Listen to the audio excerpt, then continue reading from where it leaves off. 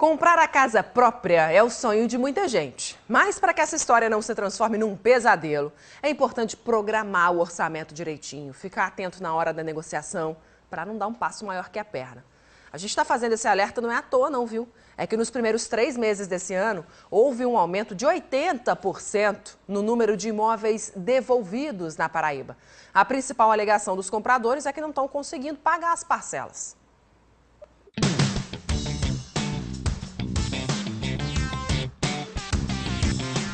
Pessoa é assim, para todo lado que se olhe tem prédio em construção. E muitas dessas unidades já estão vendidas. Pessoas que preferem comprar um apartamento na planta. Só que um dado tem chamado a atenção: o aumento no número de devoluções. São os chamados destratos. Olha só, nos primeiros 3 meses do ano passado, 105 imóveis foram devolvidos pelos compradores às construtoras.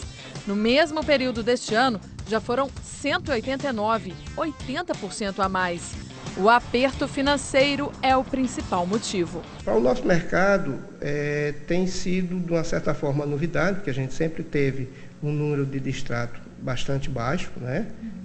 Esse trimestre nosso aqui, a gente está tendo uma parte atípica. Esse aumento na desistência preocupa as construtoras. Quando você vende o imóvel, você projeta a sua receita ao longo da execução da obra. Quando essa receita não entra, aí há um desequilíbrio que reduz o seu caixa e, além disso, você tem que pagar ainda a pessoa que está solicitando o distrato. E aí surge problema para todos os lados, empresários e consumidores. Não existe uma regra para a devolução do dinheiro já pago por quem comprou o imóvel. Quando se parte de uma culpa por parte do comprador, no caso o consumidor, que geralmente é acometido por uma crise financeira, um desemprego, ele tem o seu dinheiro retido em torno de 10% a 25%, é o que vem sendo aplicado jurisprudencialmente nas normas judiciais, inclusive em decisões do STJ. Por isso, representantes do governo federal, de órgãos de defesa do consumidor e dos setores imobiliários fizeram um pacto para criar regras mais claras para esses distratos. Isso foi feito lá no Rio de Janeiro, mas a expectativa é que seja adotado em todos os estados. O pacto propõe 2 formas para a rescisão do contrato. Na primeira, a construtora pode cobrar uma multa de 10% do valor total do imóvel.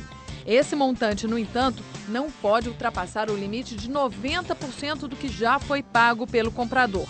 Difícil entender? Vamos às contas. Por exemplo, um imóvel que vale R$200 mil. Em caso de desistência, a empresa pode ficar com R$20 mil do que já foi pago. Mas se eu paguei até agora R$15 mil, então a empresa só pode cobrar 90% desse valor, ou seja, R$13.500. Na outra opção, o comprador perde o valor do sinal e mais 20% do que já foi pago. Exemplo, o mesmo imóvel de R$200 mil. Foi dado um sinal de R$8 mil e até o momento do distrato, o comprador pagou mais R$12 mil.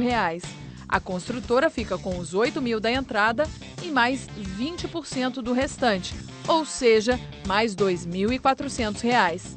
Agora, quem vai decidir qual fórmula usar será a construtora. Isso não é uma lei, isso é um pacto, uma orientação. Isso depois pode até servir de base para uma lei, e aí que seria aprovada pelo Congresso Nacional.